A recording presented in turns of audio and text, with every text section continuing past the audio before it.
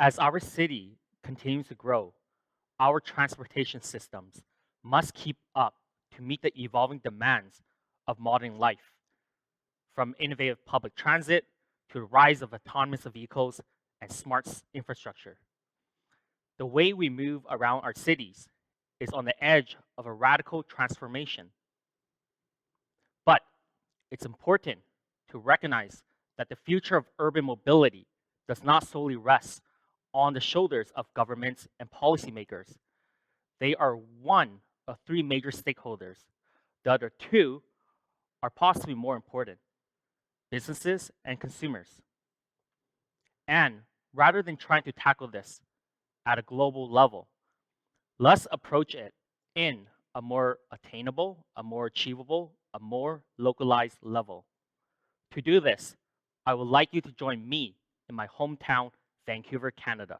In November 2020, Vancouver's council approved the Climate Emergency Action Plan, a detailed plan to cut down the city carbon emission in half by 2030. Among other items, the plan addresses redesigning neighborhoods to extend the use of electric vehicles. It is a holistic approach that other cities should look into and maybe even recreate. The council identified that since 40% of carbon emissions come from vehicles, the first step should be to redesign the city into smaller communities. These communities would have all necessary amenities: schools, grocery stores, medical services, and retail shops, all within walking distance. The idea is that 90% of Vancouverites should be within a walk or row of their daily needs. A row being an inclusive term that includes bicycle, standing scooters, skateboards, and personal vehicles. Having said this, Vancouver has acknowledged that it's practically impossible to remove personal vehicles off the roads, which is why the city has set a target that half of the kilometers driven on its road should be recovered by electric vehicles. This should be supported by public and private charging station networks, powered by renewable energy such as solar and hydro.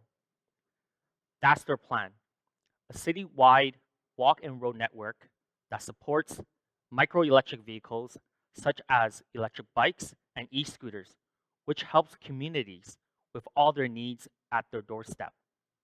However, this is a long-term government plan, which would take some time before it kicks into place.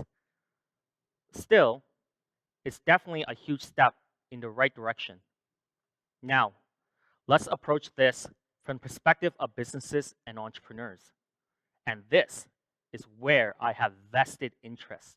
The wonderful thing about entrepreneurship is that any proposals, any plans, and any initiatives can be materialized quickly, efficiently, and more effectively than policies and legislation, simply because entrepreneurs don't have to deal with all the red tapes.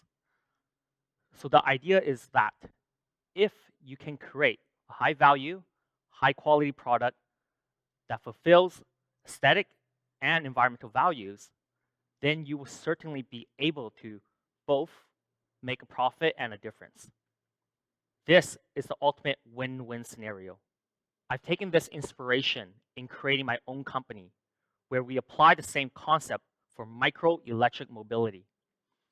Regarding the city's initiative we discussed earlier, I'm specifically addressing the row part of the walk and row with electric bikes and e-scooters and a network of charging stations. We are innovating around technology that helps build smart cities and achieve a net zero economy. In Vancouver, there's already a well-connected bike network.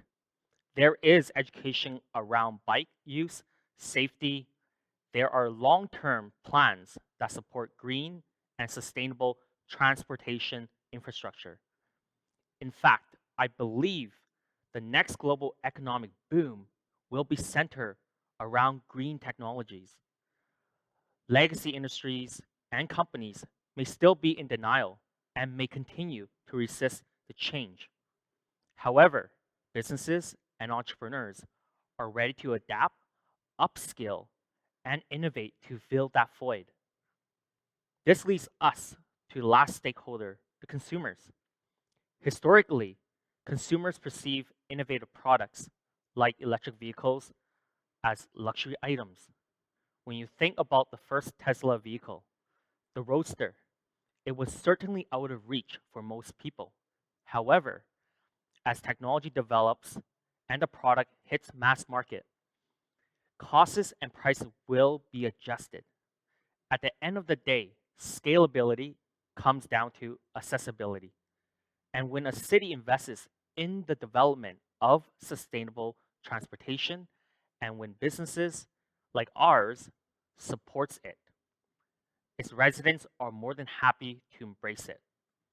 Vancouver is well on its way to realize its climate action plan, on track to be carbon neutral by 2050.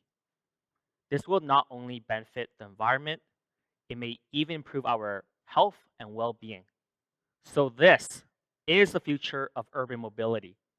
It is the future that accounts not only for convenience, but sustainability. It is a future that considers both profit and environmental margins. And it is a future that is investing in its own long-term growth. So if you don't know where to start, look to Vancouver. Support your city's initiative and make a personal transition towards green energy. Change starts at home and it starts with you.